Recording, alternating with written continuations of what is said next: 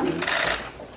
Spoštovani novo izvoljeni varuh, gospod Peter Svetina, predvsem temi kamerami vam predajam najprej poročila, ki so bila izdana v teh dneh, in sicer pravne podlage za delo varuha, 2 poročile o našem delu za leto 2018 in še pregled 6-letnega obdobja.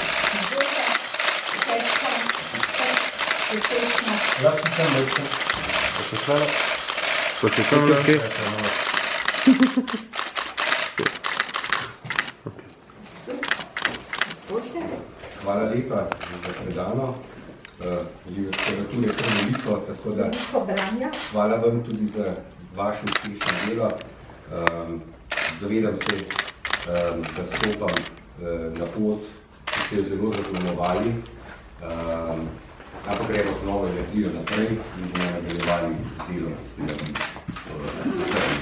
Hvala lepa, predajam tudi institucijo, pridni, delovni, marljivi zaposleni, tako da vam bo veliko lažje. Hvala lepa.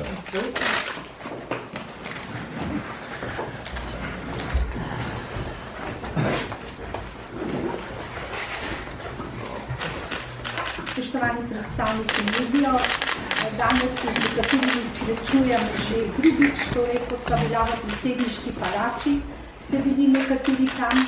V tem tednu, torej tik pred iztekom mandata, ki se mi izteče jutri, torej v nedeljo gospod Svetina prevzema mesto varuha, torej tukajšnjo institucijo, smo se zelo potrudili in pri varuhu izdali letno poročilo za leto 2018, poročilo državnega preventivnega mehanizma, pravne podlage in tudi pregled 6-letnega obdobja. Tukaj pred vami so pa poročila za vsa leta. Torej, za vsako leto smo poskrbeli, da imate 2 poročili, torej poročilo institucije in državnega preventivnega mehanizma, pa tudi nekaj publikacij. Ko sem prišla, smo obeležili 20-letnico zakona o varuhu, to je prva publikacija, naslednje leto 20-letnico institucije, vi padete že sedaj v 25. obletnice.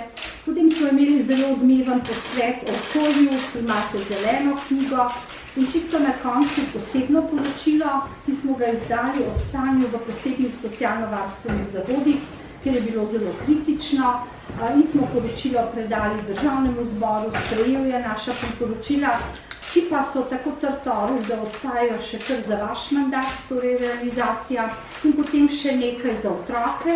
Kot veste, imamo v okviru varuha tudi zagovorništvo in to je nekaj prijaznih izgibanj, da bodo lahko otroci, ki bodo prihajali tako v varuhu kot izven naše institucije in bodo deležni pomoči zagovornikov, lahko tudi uspešneje prebrodili vse krize. Torej, danes se boste srečali še s kolegijem. Kolegi sestavljajo vsi 4 namestniki, torej namestnica in 3 namestniki, generalni sekretar in direktorica strokovne službe. Potem po tistem sestanku v vodnem danes šele, drugo boste zagotovo prihodnji teden spoznali njihovo delo, pa se bomo srečali še s celotnim kolektivom.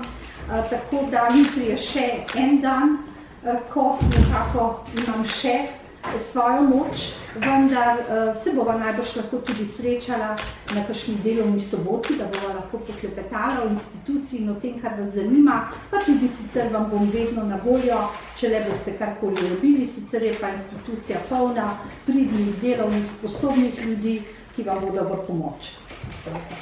Hvala lepa za spodbudne besede na začetku zahtevnega mandata 6 let. Kot ste omenili, veliko je odprtih vprašanj, veliko je aktualnih tem, veliko je tudi tem, ki se vlečejo skozi vsa leta. In ko se pogovarjamo o prioritetah, kajti to je največkrat vprašanje, kaj bodo prioritete mojega dela, je najprej to, da se bodo vse pobude, ki so bile podane strani varuha človekovih pravic, tudi upoštevane. Opozarjanje na vsakodnevne kršitve človekovih pravic, ranljivih ciljnih skupin in pa predvsem vseh prebivalcev in prebivalk v Republiki Sloveniji. Kot sem že pri predsedniku Republike poudaril, mi je zelo pomembno, da bomo budno spremljali tudi delovanje sodnega sistema, kajti nedopustno je, da je toliko dobljenih tožb na Evropskem sodišču za človekove pravice.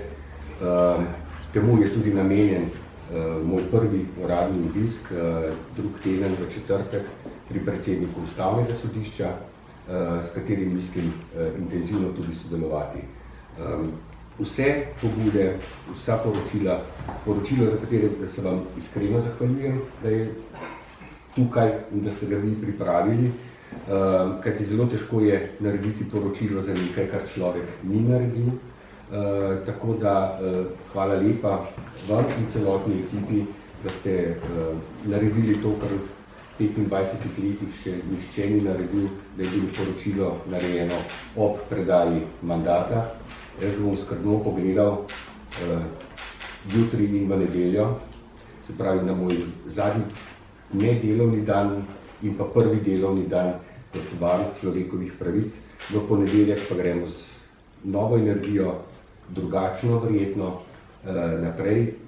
Jaz postajam in bom ostal sebi zvest, predvsem v tem, kar sem vedno v življenju delal, bil nekonvencionalen in tako to pot mislim tudi nadaljevati. Iskrena hvala in verjamem, da se bova še večkrat srečala in bom tudi vesel vsakega vašega nasveta. Hvala lepa, gospod Svetina, zelo sem vesela za te besede. Res smo se potrudili, zahvala gre predvsem celotni ekipi kolegija, namestnikom in vsem generalnemu sekretarju. Dela je bilo res veliko, da smo lahko tako hitro pripravili poročilo, kajti zavedam se in nobeden izmed varuhov ga še ni dobil o predaji, da je to težko delo, ki ti vzame nekaj mesecev, potem je pa že novo leto, ki ga moraš spremljati tekoče. Tako da zdi se mi pomembno, da ga bo tudi vlada in tudi državni zbor dovolj zgodaj obravnaval, kajti tako boste lahko hiteli novim zmagam nasproti. Ena od teh zmag, ki smo jih dosegli, poleg tega, da prenavljamo spletno stran, je tudi Center za človekove pravice. In sedaj vas, spoštovani predstavniki medijev, vabim v Pritličje, ker si boste lahko gledali čisto sveže prostore novega Centra za človekove pravice, kjer še zaposlenih ta hip ni, razpisi so mimo, vendar se mi zdi pošteno, da dokončno piko na i postavi novi varuh, torej da mu ne pripravimo prostore in ljudi, ampak da bo lahko o tem tudi sam odločal. No in sedaj tisti, ki želite, lahko greste z nami tudi, če nimate kakšnih vprašanj pred tem, seveda tudi v Pritličje, kjer boste ob nekdanji SKB banki, ki je tukaj bila, si ogledali prostore lepega Centra za človekove pravice, kjer bo govora seveda o izobraževanju, o promociji človekovih pravic. To je nekaj novega za varuha, doslej še tega nismo imeli. Imamo v prvem nadstropju zagovorništvo otrok, v 7. državni preventivni mehanizem. Svet je deloval 3-krat in boste tudi morali sestaviti nov svet, kajti to je posvetovalno telo aktualnega varuha. Moje se je zaključilo delo, imeli smo, kot rečeno, 3 seje. Veliko smo razmišljali, čemu bi se posvetili, vendar čas je tekel in v tem času seveda nismo uspeli to, kar boste lahko vi v svojem mandatu, ko vam bo to posvetovalno telo zagotovo koristila. Hvala lepa, želim vam res vso srečo, tudi srečo rabi človek, dobre ljudi imate, veliko znanja, veliko energije in to boste lahko naučili. Hvala lepa. Hvala. Sedaj vas imate kakšno vprašanje? Mogoče bi imel enega. Za gospoda Svetino, čisto na hitro se pravi, pred dnevi je odhajajoča varuhinja predstavila eno kar kontroverzno poročilo o dogajanju na meji, domnevnem zavračanju prebežnikov, gre za seveda prošnje za azil in zlorabo tudi tega instituta. Ugotovili so, da bi lahko do napak prihajalo, a jih hkrati niso mogli ne zanikati, ne potrditi. Kako vi gledate na to, da? Jaz sem v samem primeru seznanjen iz medijev, tako kot vsak občan, jaz še nisem nastopil mandata, z varuhinjo se bova srečala, tukaj so tudi vsi dokumenti in poročilo, ki je bilo narejeno, mi bo predstavljeno v ponedeljek, tako da se bom takrat seznanil s vso globino tega problema, tako da bi vas prosil za razumevanje, da takrat nimam nekega pogleda drugega, kot ga ima vsak državljan, se pravi tisto, kar smo izvedeli od vas medijev. Še kakšno vprašanje, koga izvedete? Morda vprašanje za vas, že veste, lahko izdate, kam vi odhajate? Na dopust.